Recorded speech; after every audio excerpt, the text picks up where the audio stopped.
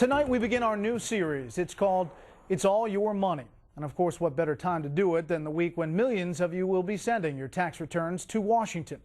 But Chief Washington correspondent Jim Engel reports no matter how much revenue the government takes in, it won't be enough to cover all the plans for federal spending.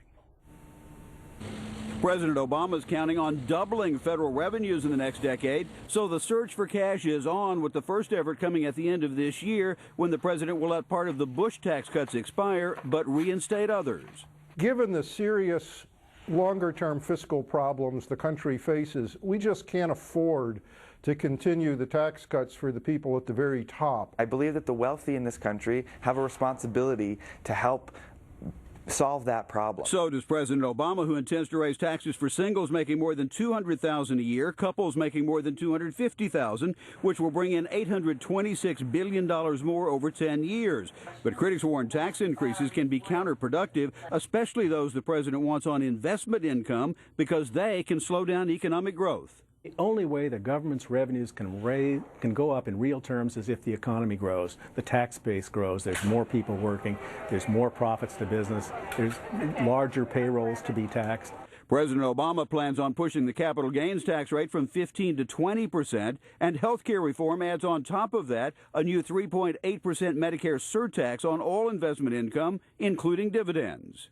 Anytime the government raises taxes on savings and investments, like they are with this new Medicare tax, you're going to have less savings and investment. Jimmy Carter, Ronald Reagan, Bill Clinton, and George W. Bush all lowered taxes on investment gains, which paid dividends to the government as well as investors. First of all, every single time we've cut capital gains taxes, the revenue from capital gains taxes has gone up, not down, because you get more investment, stock prices go up, bond prices go up, and as those things go up, the government collects more capital gains tax revenue. But those who favor tax increases on the wealthy say tax cuts for those with lower incomes help the economy more. When you give a tax cut to someone who lives paycheck to paycheck, they spend most of it.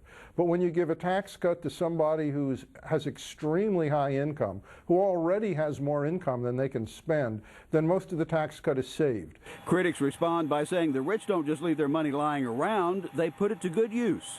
So it's not like they go home to their big mansion every day, look at their pile of money on the floor and say, hey, let's count it again just for fun. They don't do that. They invest it. But proponents say the increases in taxes from 15% to 24% is not that much. Top marginal rate on capital gains is the lowest point it's been since 1933.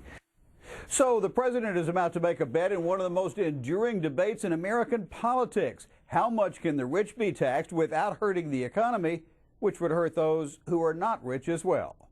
Brett?